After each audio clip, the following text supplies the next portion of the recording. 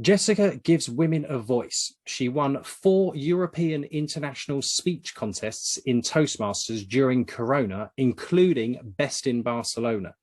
She is a volunteer hospital clown, founder of her NGO Laugh, and a therapist, coaching women to get heard so their ideas get the attention they deserve.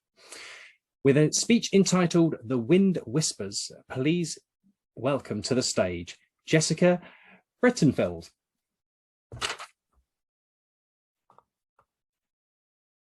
Wind in your hair.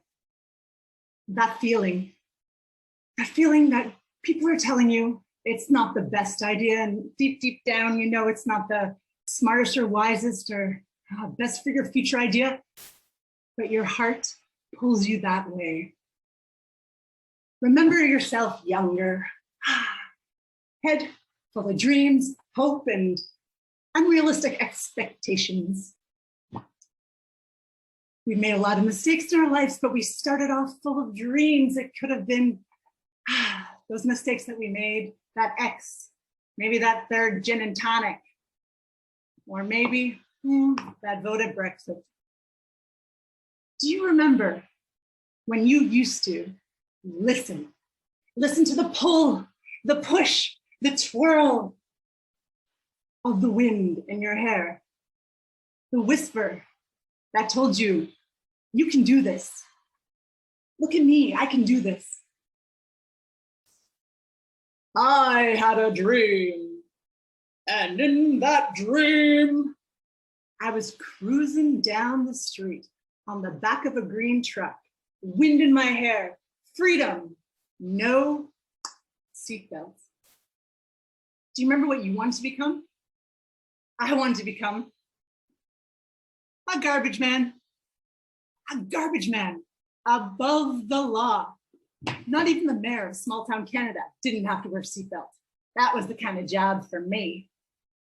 Little big Jessica in small town Canada.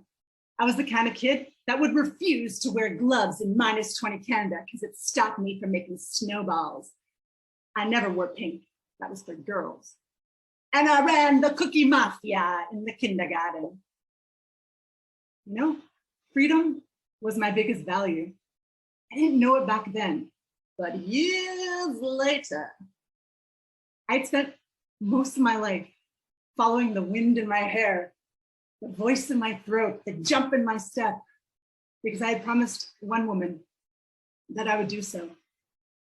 When I was small, she was small. When I grew up, she stayed small, but her fierce spirit, the cookie lady, the neighborhood cookie lady with her droopy cheeks, her watery eyes, her short hair. She would look up at me, jump for joy when she saw me. This woman had an energy, a happiness where she did what she loved. She was my 86-year-old dating coach. She would say to me, Jessica, do what you love. Yeah? Don't do what they like. Oh. She was a wowzer. Can you imagine at 86 years old, driving what she called old people to the hospital with the Red Cross at 91, sea-doing in Mexico with her 2 gay best friends.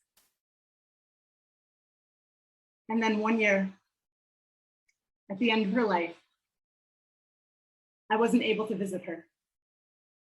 I don't know if you've ever had a moment in your life when you were so disappointed in yourself that you couldn't look someone in the eye. You see, in her last year, I wasn't doing very well.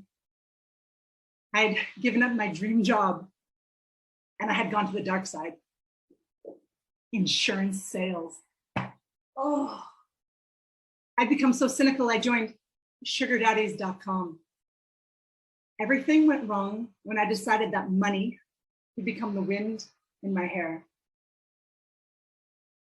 Do you remember that day when you just woke up and said, no more? You stopped and you started listening. I quit, I went abroad. I did my own eat, pray, love, mostly eating. And I found out that what I love, what brought me joy, what made me want to be a little garbage girl boy was what I was good at. I studied clowning. I studied therapy, and I found out that I'm not too bad at it. And ladies and gentlemen, what you are good at is what's been calling at you. Steven Spielberg has said, a dream doesn't come screaming at you. It's not in your face. Sometimes a dream just whispers. Your intuition and personal life force comes whispering at you, and you have to be ready every day to hear that. So if Taya, my cookie lady, were here with you right now, she would say, would you like a gin and tonic? She would grab your arm and look at you and say, do what you like, not what they like. Ooh. You can unmute now, people. I want to feel the round of applause. We want to be able to hear it. Come on. Absolutely love it. Sorry. Jessica, how are you feeling? Ooh, I'm sweating. Ooh. You can relax now. You can actually feel the wind through your hair, right? You get to chill now, which is nice. I have to say, it's one of the most tense, stressful speeches that people give. So well done, and what a fantastic story! I love it. I love it. As our judges are finishing off their scoring, we've got one more speaker to come. As I mentioned, we will be allowing the chat to work after our final speaker. If there is any feedback that you think may be useful, then please feel free to direct message our contestants. But I have to say, big round of applause, and you can see why London has the winners, right? We've